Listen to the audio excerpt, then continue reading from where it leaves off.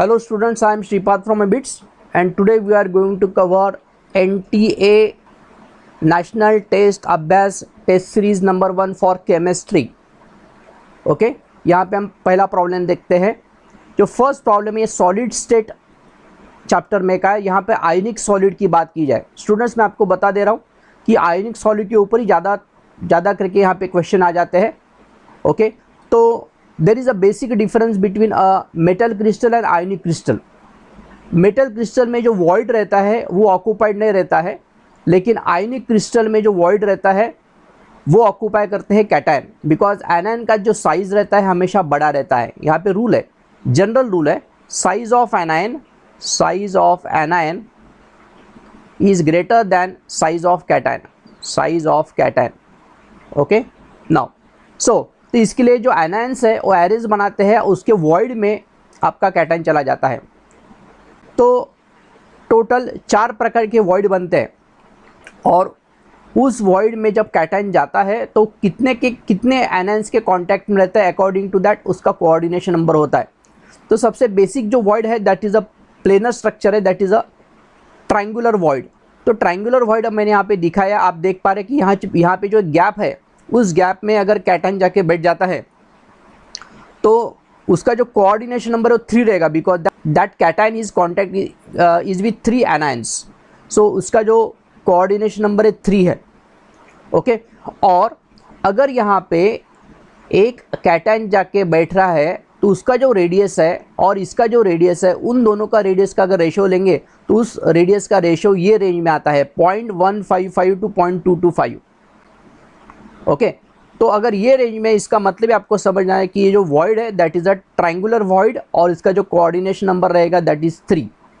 उसके बाद में अगर उसका साइज़, कैटायन का साइज़ थोड़ा सा बड़ा होता है तो ये ट्रायंगुलर वॉइड में नहीं बैठ सकता. इसके लिए वो फिर ऊपर आ जाता है, that will occupy tetrahedral void.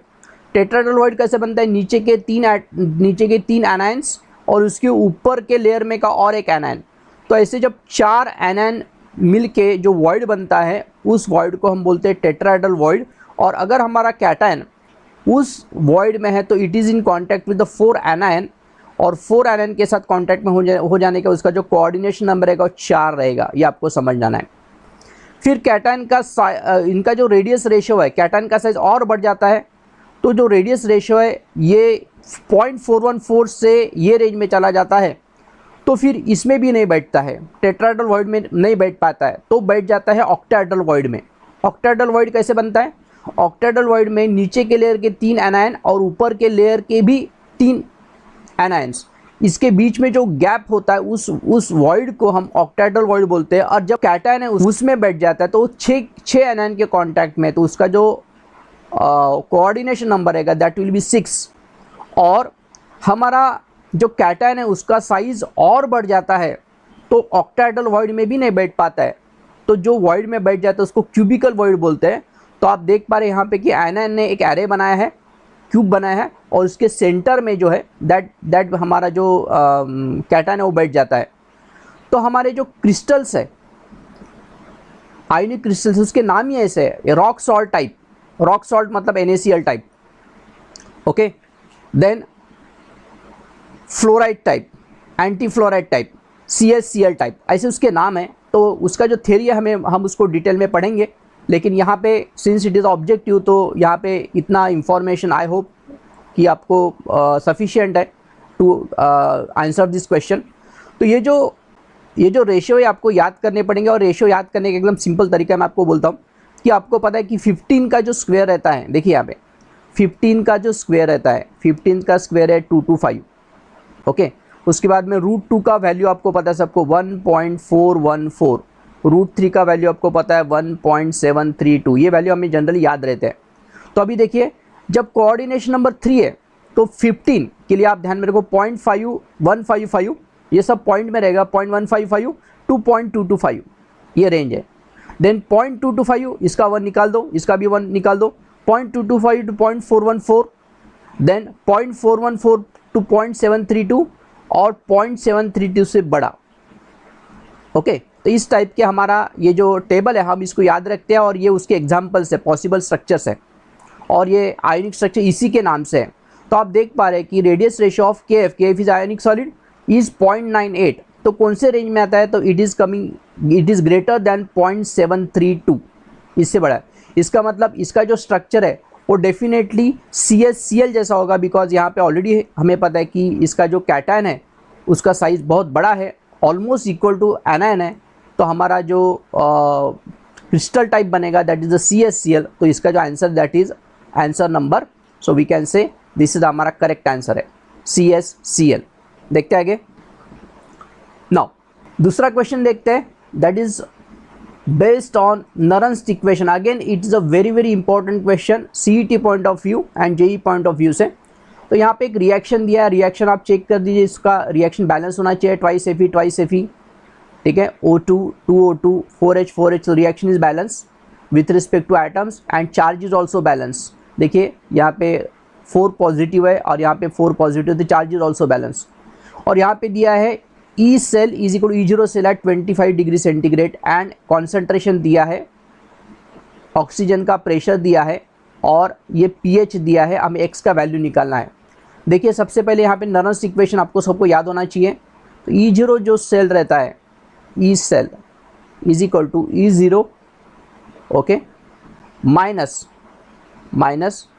2.303 into RT upon NF log to the base 10 product concentration of product upon concentration of reactant, ये आपको यहाँ पे समझना है।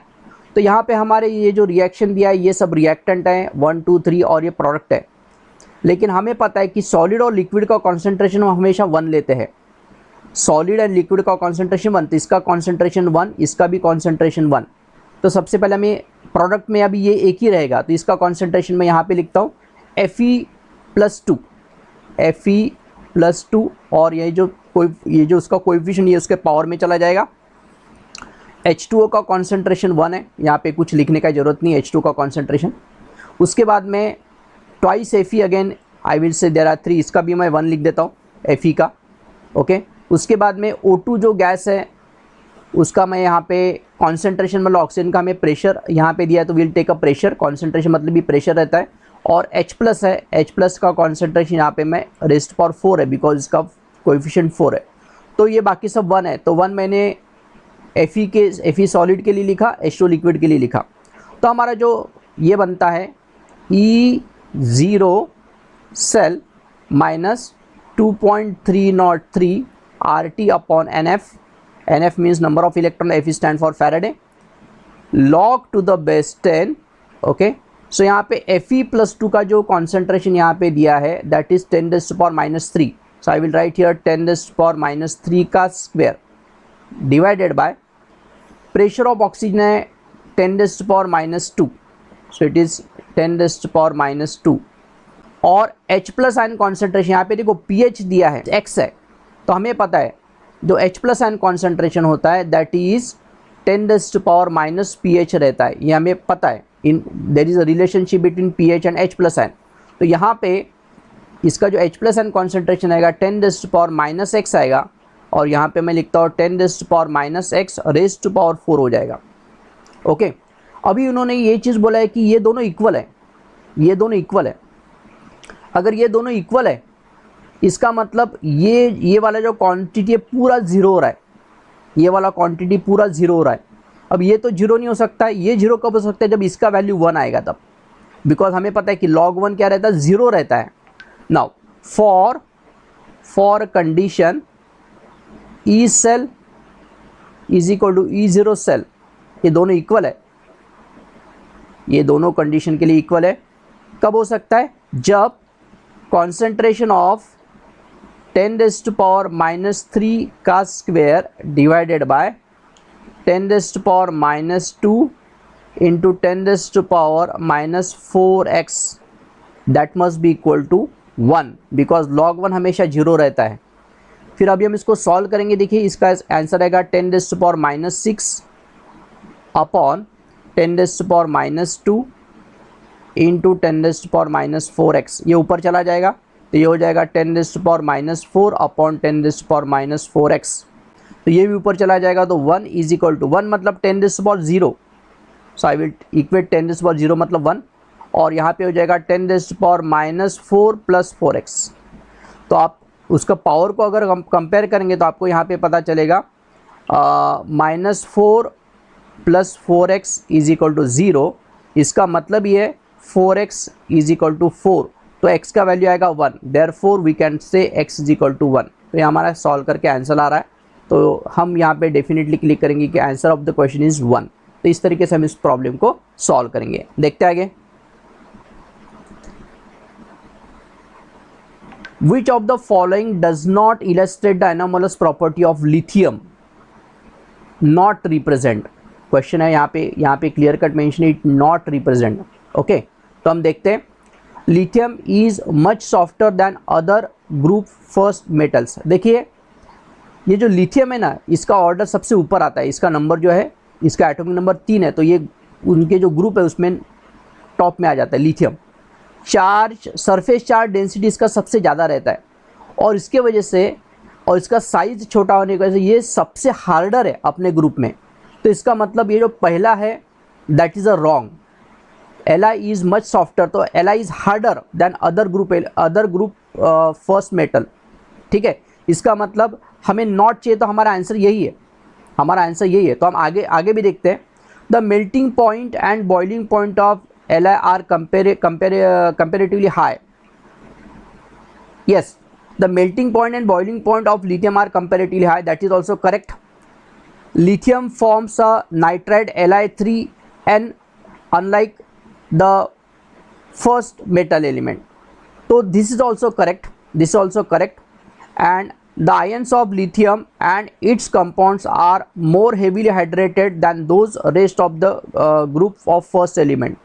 तो एनामोलस बिहेवियर में ये सभी ट्रू है, ऑल 3 आर ट्रू, बिकॉज इसके जो हाइलाइट्स है वो ज़्यादा हाइड्रेटेड रहते हैं। ओके, लिथियम के हाइलाइट ज़्यादा हाइड्रेटेड फॉर्म में चले जाते हैं, और बाकी ग्रुप में कोई ऐसा कंपाउंड नहीं बनाते हैं, खाली लिथियम बनाता है। मतलब these 3 points are correct, this is not correct, उन्होंने नॉट बोला है, इसका मतलब उसका जो आंसर आएगा that is first is the correct option. देखते हैं आगे। नाउ नेक्स्ट है N2 plus thrice H2 gives twice NH3, 1 mole of N2 and 4 mole of H2 are taken in a 15 liter flask। देखिए सबसे पहले जो रिएक्शन है ये बैलेंस रिएक्शन है, N2 plus thrice H2 gives twice NH3, so this reaction is a balance। और जब reaction balance रहता है तो इसका मतलब है कि अगर हम इसका 1 मोल लेंगे तो हमें इसके 3 मोल्स लेने पड़ेंगे, तो इसके 2 मोल्स बनेंगे। ये मोल कंसेप्ट बोलता है हमें कि नाइट्रोजन का 1 मोल लेना पड़ेगा, that 1 mole react with 3 moles of hydrogen to give 2 moles of ammonia. This is the standard है, स्टैंडर्ड मोल कंसेप्ट ने हमें बोला है। लेकिन अभी हमने क्या लिया है, 1 मोल ऑफ नाइट्रोजन लिया ना, हमें इनिशियल कंडीशन है T is equal to 0, T is equal to 0 पे 1 मोल उन्होंने नाइट्रोजन का लिया है। ओके, उसके बाद में 4 मोल्स ऑफ हाइड्रोजन लिए हैं, 4 मोल्स ऑफ हाइड्रोजन लिए हैं। तो आप देख पा रहे हैं कि यहाँ पे 1 मोल इसका बचा रहेगा, बिकॉज 1 मोल हमेशा 3 के साथ ही रिएक्ट होता है, तो यहाँ पे 4 है, इसका मतलब कितना बचा, ये 1 मोल 3 मोल के साथ रिएक्ट हो जाएगा, और ये 2 मोल्स ऑफ ये बनेगा। सो हमारा एट टाइम T इनिशियली ये 0 रहेगा, इनिशियली 0 रहेगा। At time T is equal to T, ये होगा 0, ये होगा 1 मोल, ये बचेगा, और ये 2 मोल्स बचेगा, ये 2 मोल्स बचेगा। इसका मतलब ऐसा है कि अगर हमारे पास एक पॉट है, एक फ्लास्क है, ये फ्लास्क है हमारे पास, और इसका जो कैपेसिटी है, इसका जो कैपेसिटी उन्होंने बोला है कि इसका कैपेसिटी है 15 लीटर्स, 15 लीटर्स कैपेसिटी है। ओके, और फिर हमने इसमें अभी हमारा रिएक्शन एट टाइम T में इतना हो गया, तो यहाँ पे अभी 1 मोल ऑफ हाइड्रोजन है, 1 मोल ऑफ हाइड्रोजन है, और 2 मोल्स ऑफ नाइट्रोजन है, 2 मोल्स ऑफ अमोनिया है, 2 मोल्स ऑफ अमोनिया है। ओके, और फिर हमने इसमें पानी डाल दिया है। पानी कितना डाला है, 5 लीटर्स पानी डाला है। सो 5 लीटर्स पानी डाला है। तो 5 लीटर्स पानी डालने के बाद ये जो अमोनिया है H2O प्लस NH3, ये आपस में रिएक्ट हो जाते हैं, because ammonia dissolves in water to form NH4OH, ये डिजोल्व हो जाता है पानी में। तो यहाँ का पूरा अमोनिया पानी में डिजोल्व हो जाएगा। तो हाइड्रोजन के लिए कितना वॉल्यूम बचा? So volume for hydrogen is now 10 litres, because 15 litre का फ्लास्क था, 5 लीटर पानी में चला गया। तो ऊपर के स्पेस में अभी हाइड्रोजन है और वहाँ पे कितना हाइड्रोजन है? 1 मोल हाइड्रोजन है। और हमें उसका प्रेशर पूछा है, प्रेशर। तो हमें पता है कि PV is equal to nRT, ये हमारे पास एक फॉर्मूला है। तो आप देख पा रहे हैं कि यहाँ के हमें प्रेशर निकालना है। वॉल्यूम जो है हमारे पास 10 लीटर है, so into 10 is equal to n जो है दैट इज़ 1। R का वैल्यू हम लीटर एटमॉस्फेयर में लेंगे तो 0.082 लीटर एटमॉस्फेयर, और टेम्परेचर हमें केल्विन में लेना पड़ेगा। तो 27 + 270 दैट बिकम्स 300 केल्विन। तो अगर हम यहाँ पे प्रेशर का वैल्यू निकालते हैं, प्रेशर कितना हो जाएगा? तो pressure will be 1 × 0.082 × 300 divided by 10। सो हमारा जो आंसर यहाँ पे आप देख पा रहे 1.0821 × 300 डिवाइडेड बाय 10। तो यहाँ पे 2 नहीं, यहाँ पे 1 ही है। तो इसका मतलब हमारा जो करेक्ट आंसर है, सो हमारा करेक्ट आंसर ये है। So that is answer for the question. देखते आगे। नाउ आगे देखते हैं। The vapours of Hg absorb some electrons accelerated by the potential difference of 4.5 volt. कुछ इलेक्ट्रॉन्स है वो एक्सेलरेट किए गए हैं, okay, through potential difference of 4.5 volt from the rest, as a result of which light is emitted if the full energy of the single incident electron, okay, single electron की यहाँ पे सम बोला, लेकिन हमें जो एनर्जी लेना है सिंगल इलेक्ट्रॉन का लेना है। full energy of a single electron is supposed to be converted into light emitted by the electron in a single Hg atom. Find the wave number of the electron. तो electrostatics में हमने जो concept पढ़ा था, electrostatic का concept पढ़ा था कि सपोज हम किसी इलेक्ट्रॉन को एक्सेलरेट कर रहे हैं और ये हमारे पास कुछ प्लेट्स है, फॉर एग्जांपल ऐसा मैं बोलता हूँ। तो इनका जो पोटेंशियल है, इनका पोटेंशियल इसका 4.5 वोल्ट है, 4.5 वोल्ट है, और इसका 0 है, ओके। इन दोनों में गैप है 4.5, और इलेक्ट्रॉन यहाँ से निकलने वाला है। सो इलेक्ट्रॉन यहाँ से निकलने वाला है, ठीक है। तो what is the energy? So energy of electron is, आपको पता है, Q × V। इलेक्ट्रॉन के ऊपर का चार्ज रहता है 1.6 × 10⁻⁻19 × 4.5 वोल्ट। तो इतना जूल उसका एनर्जी रहेगा, ओके। और हमें पता है कि E = hc/λ, और वेव नंबर मतलब रहता है 1/λ। तो E/hc = 1/λ। तो ये हमारा वेव नंबर, ये हमें पूछा है। सो दिस इज, उन्होंने पूछा है वेव नंबर। तो what is the value of E? हमारे पास है 1.6 × 10⁻⁻19 × 4.5 डिवाइडेड बाय H का वैल्यू है 6.63 × 10⁻34 × 3 × 10⁻8। तो ये जो कैलकुलेशन है, ये कैलकुलेशन आपको करने पड़ेंगे।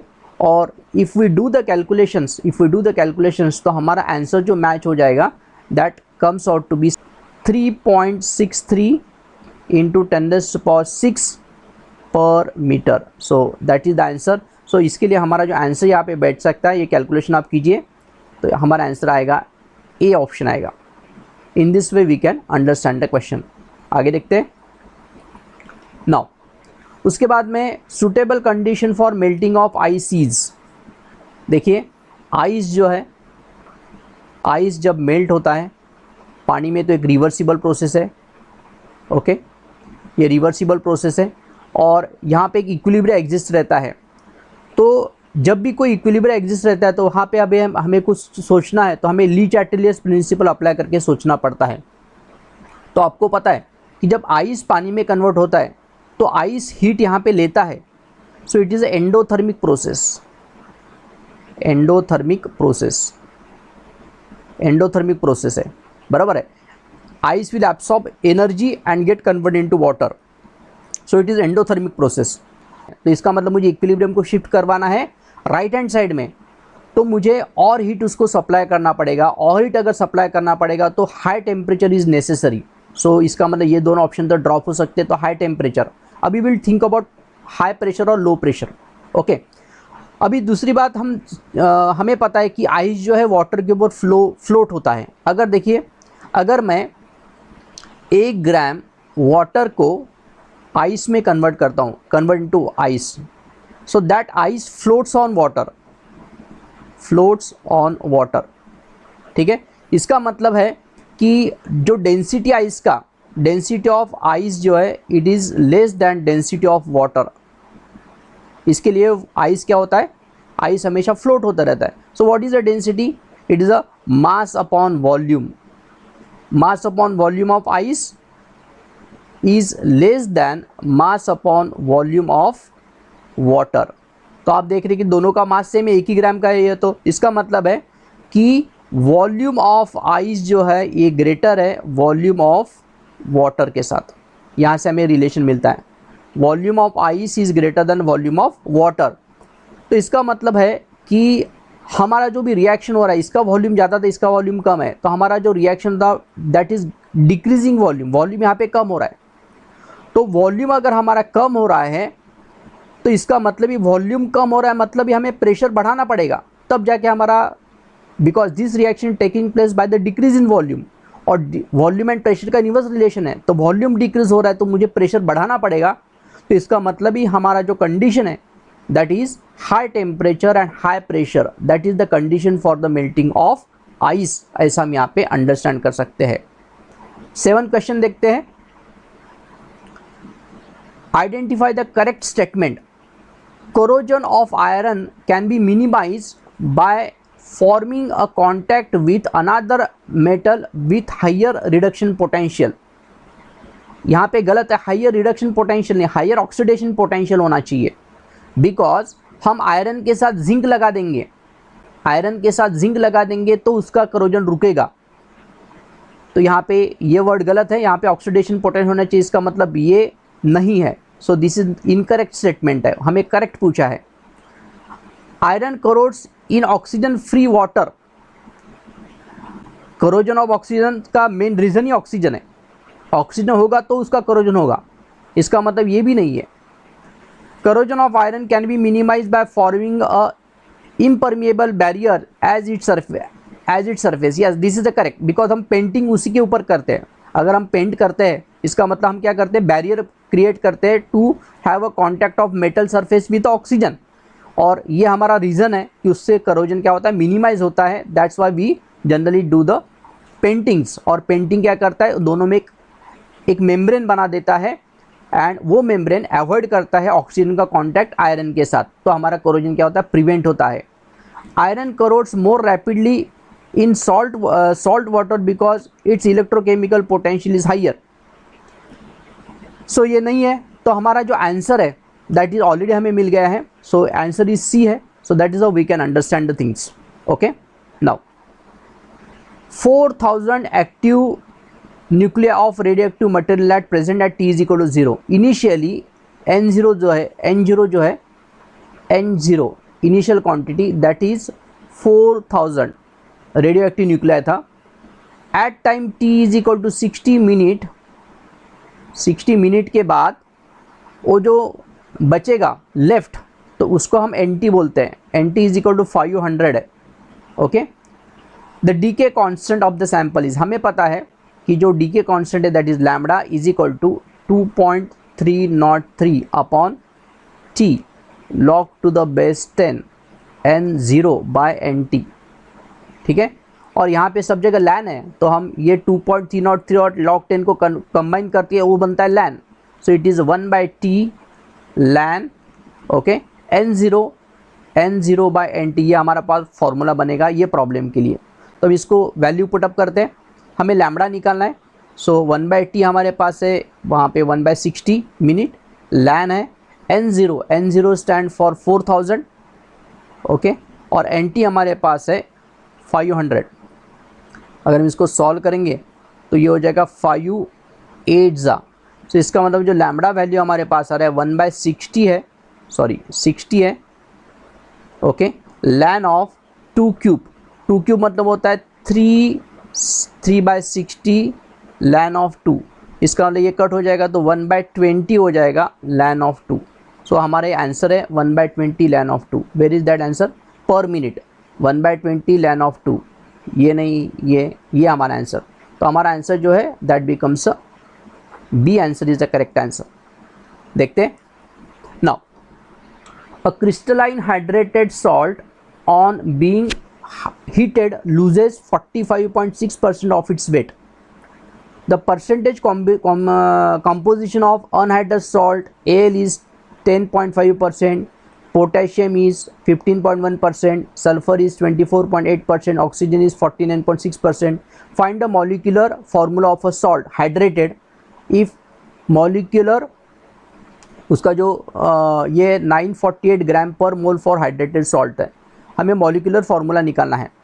तो देखिए अभी सबसे पहली बात, ये जो प्रॉब्लम है दो तरीके से हम कर सकते हैं। एक तो हमें इम्पिरिकल फार्मूला मेथड जो है उससे कर सकते हैं, वो फार्मूला थोड़ा सा स्टेप वाइज हमें करना पड़ेगा तो थोड़ा लंबा हो जाएगा, लेकिन इसका दूसरा भी एक मेथड है। देखिए हमारा जो सॉल्ट है, अगर मैं सॉल्ट को कुछ नाम देता हूँ, फॉर एग्जांपल ये सॉल्ट है M, if this salt is M salt है और ये हाइड्रेटेड है, इसका मतलब इसमें पानी है, तो इसका जो टोटल मॉलिक्यूलर मास है दैट इज़ 948, ये उसका मॉलिक्यूलर मास दिया है हाइड्रेटेड का। ठीक है, नाउ उसके बाद में हमें उसका फॉर्मूला निकालना है, ये उसका मॉलिक्यूलर मास है। ओके, उसके बाद में जब हम इसको हीट करेंगे तो इसमें से X निकल जाएगा, तो यहाँ पे सॉल्ट बचेगा प्लस H2 निकल जाएगा। ठीक है, तो ये जो उन्होंने बोला है कि इसमें से 45.6% ऑफ इट्स वेट कम हो जाएगा। इसका मतलब अगर मैं ये 100 लेता हूँ शुरुआत में, if I take this 100 gram, okay, तो इसका मतलब यहाँ पे 45.6 ग्राम जो है ये उसका पानी का वजन है, 45.6 gram, it is a weight of water है। ठीक है, सो इसका मतलब हमें मेटल जो हमारा जो सॉल्ट है और पानी है, ये पूरा सॉल्ट और पानी इनका रेशो हमें पता चल गया। ओके, तो हम यहाँ पे देखते हैं कि 100 में हमारे पास इतना पानी है, तो हम ये वाला परसेंटेज निकालते हैं कि किस में कितना इतना पानी है, ये we will calculate that. Okay, so देखते हैं अभी। तो आप यहाँ पे देख रहे हैं कि ये पहला जो फॉर्मूला यहाँ पे 24H2O है, 24H2 है। 24H2 मतलब हमें पता है कि इसका जो मॉलिक्यूलर मास रहता है 18 रहता है, तो यहाँ पे 24 इंटू आएगा 18। सो 24 इंटू 18 जो हो जाएगा, I will just calculate that, ये होता है 24 इंटू 18 जो होता है, सो दैट बिकम्स 432। मैं इसके लिए कैलकुलेट कर रहा हूँ, पहले 432 हो रहा है। ओके, और फिर इसका वेट कितना हो जाएगा, 948 में से मैं 432 माइनस करता हूँ, तो if I do the subtraction तो मुझे मिलता है, सो आई विल गेट 516, ये मिलता है 516। इसका मतलब हमारा ये रेशो मेंटेन होना चाहिए, इन दोनों का जो रेशो, उतने रेशो अगर ये मेंटेन होता है तो ये हमारा ये फॉर्मूला, अदर हमें हर एक के लिए चेक करना पड़ेगा। तो व्हाट इज़ दिस रेशो, ये रेशो को मैं चेक करता हूँ। जो स्टैंडर्डाइज रेशो हमारा 55.4 डिवाइडेड बाय 45.6, ये रेशो कितना आता है हम चेक करते हैं, और 516 डिवाइडेड बाय 432, ये भी रेशो हम चेक करते हैं कितना आ रहा है। So if we do the calculations तो हमें ऐसा पता चल रहा है कि ये जो रेशो है ये आता है 1.194 और ये भी रेशो आता है 1.194, तो दोनों रेशो मैच कर रहे हैं। इसका मतलब हमारा जो फॉर्मूला है वो यही है, बाकी को सोचने का हमें ज़रूरत नहीं है। So what I have done, मैंने क्या किया कि 100 ग्राम लिया, 100 ग्राम में इतना पानी था, इतना हमारा सॉल्ट का वेट था, तो वैसे ही हमारे इसमें अगर ये सॉल्ट पकड़ता तो इसमें 24H2O पानी का वजन है और बचा हुआ सॉल्ट का वजन, तो इन दोनों का जो रेशो है, तो law of conservation of mass के हिसाब से जो मास का डेफिनेट प्रोपोर्शन रहता है, तो मैंने मास का रेशो लेके देखा, तो मास का रेशो मुझे पहले इसमें टैली हो गया, तो जो मेरा टैली होता था वो मेरा आंसर रहता था। तो इस तरीके से हम ये चीज़ अंडरस्टैंड कर सकते हैं। तो आपको इसको केयरफुली अंडरस्टैंड करना। दूसरा जो मेथड है इसका, that is also a empirical formula method है। ओके, सो ये दोनों अप्रॉक्सीमेटली सेम आते हैं। ओके, सो देखते हैं आगे। सो टुडेज लास्ट क्वेश्चन है, ये हमारे पास है acetylene can be obtained by the reaction of. तो एसिटिलीन फॉर्मेशन का जो रिएक्शन है ये हमें पता होना चाहिए कि एसिटिलीन कौन से रिएक्शन से बनता है। ये जस्ट इंफॉर्मेटिव क्वेश्चन है हमारा। और ये जो क्वेश्चन है तो सबसे पहले हमें पता है कि अगर किसी भी सॉल्ट का ये पोटेशियम फॉर्मेट है, पोटेशियम फॉर्मेट का अगर मैं इलेक्ट्रोलिसिस करता हूँ तो इलेक्ट्रोलिसिस करने के बाद मुझे जो भी मिलने वाला है यहाँ पे CO2 मिलेगा। So here I will get CO2 plus hydrogen gas evolve हो जाएगा, CO2 plus hydrogen gas evolve हो जाएगा। इसका मतलब एसिटिलीन इससे बन नहीं सकता है। ओके, तो ये जो रिएक्शन है, ये रिएक्शन से आपका एसिटिलीन बनता है because it is the preparation of acetylene का रिएक्शन है। अगर मैं इसको if I take it is at ये ट्वाइस लेता हूँ और ये मैं लेता हूँ 6 लेता हूँ, तो यहाँ पे देख रहे हैं कि CH triple bond CH plus 6 AgI, तो इसका मतलब यहाँ पे एसिटिलीन बन सकता है। ये एसिटिलीन का प्रिपरेशन का जो रिएक्शन है। ओके, उसके बाद में ये जो रिएक्शन है देख पा रहे कि डिहाइड्रेटिंग एजेंट है और डिहाइड्रेटिंग एजेंट अगर 443 केल्विन टेम्परेचर है, 443 केल्विन अगर टेम्परेचर है तो यहाँ पे इथिन बनता है। ये डिहाइड्रेशन रिएक्शन होता है तो CH2 डबल बॉन्ड CH2 बनता है प्लस H2 निकल जाएगा इसके साथ। और लास्ट में जो लास्ट वाला जो रिएक्शन है यहाँ पे आप देख रहे हैं कि यहाँ पे जो मेन कंपाउंड मिलता है आपको मीथेन मिलता है, CH4 मिलता है। ओके, मीथेन मिलता है। इसका मतलब हमारा एसिटिलीन का जो रिएक्शन है वो हमारा सेकंड रिएक्शन है। So that is how we can understand the question. तो यहाँ पे हमारे 10 क्वेश्चन खत्म होते हैं। तो नेक्स्ट जो क्वेश्चन हम नेक्स्ट वीडियो में हम उसको कवर करने वाले हैं।